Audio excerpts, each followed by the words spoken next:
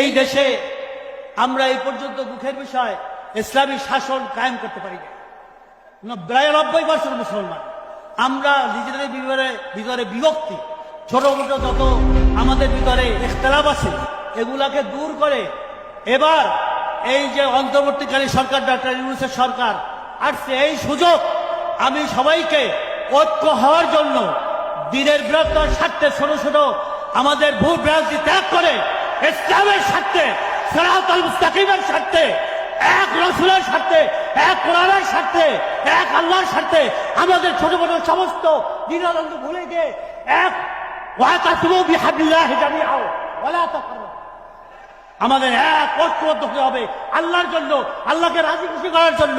আমাদের ভিতরে সমস্ত অহংকার, আমি বড় আমি ছোট, সবাই সমান। তাকওয়া ইন্না আকরামাকুম ইনদাল্লাহি আতকাকুম, আমাদের তাকওয়া অর্জন করতে হবে, আল্লাহকে ভয় পাইতে হবে, কবরে যাইতে হবে, জব যেতে হবে। এই জন্য এই জাতি, এই উম্মত যদি আজকাল বিভক্ত হয় তাহলে আমাদের সব শেষ হয়ে যাবে। আমরা এখনো যদি বিভক্ত থাকি তাহলে শেষ হয়ে যাবে।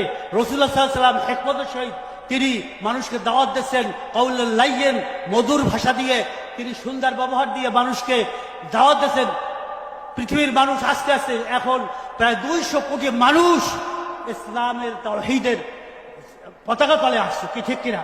তা আমরা দ্বিতীয় বৃহত্তম মুসলিম দেশ বাংলাদেশে ইসলামী শাসন হুকুমত কায়েম করতে পারবো কি পারবো না? বলে আমাদের ঐক্যবদ্ধ হতে হবে কি হবে না?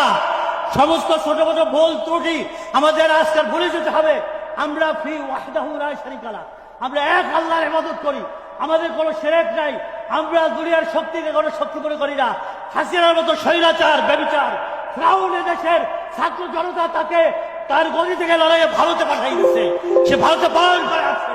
আজকাল আমাদেরকে এক ওয়াহদাহু লা শারীকা লাহ, এক কোরআন, এক আল্লাহ, এক রাসূলের পিছনে ঐক্য হয়ে আমাদেরকে দেখাই দিতে হবে না বাংলাদেশের মুসলমান এক ইসলামী শরিয়ার ব্যাপারে, ইসলামী হুকুমতের ব্যাপারে, ইসলামী আন্দোলনের ব্যাপারে তাদের মধ্যে কোনো দ্বিধাদ্বন্দ্ব নাই।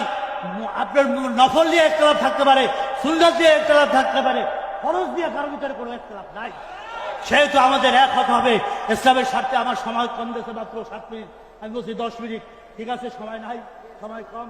লিআজলি যালিকা নাহনু ফি সাফিন ওয়াহিদ লা বুদ্দা নাহনু নাত্তাফিকু ফি হুকুকুল ইসলাম বিদাউল কোরআন ওয়াস সুন্নাহ।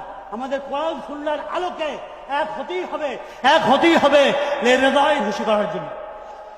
সেহেতু আসুন, আমার আল্লামা নবীল খাতিব শেষ কথা, হাসিল কথা, উপসংহার, এই সুযোগ এই অন্তর্বর্তীকালীন সরকারের ডক্টর মোহাম্মদ ইউনূসের সরকারের ডক্টর আমাদেরকে এবার দেখাই দিতে হবে সমস্ত ইসলামিক দলগুলোকে সব ভুল ত্রুটি উঠে ছোট বড় জিনিস মাফ করে দিয়ে আমরা এক হয়ে গেল আগামীতে ইসলামের পক্ষে, রাসূলের পক্ষে, দ্বীনের পক্ষে কাজ করতে পারি। সেই মর্যাদা মুজাহিদ আমরা হতে চাই, কি বলেন?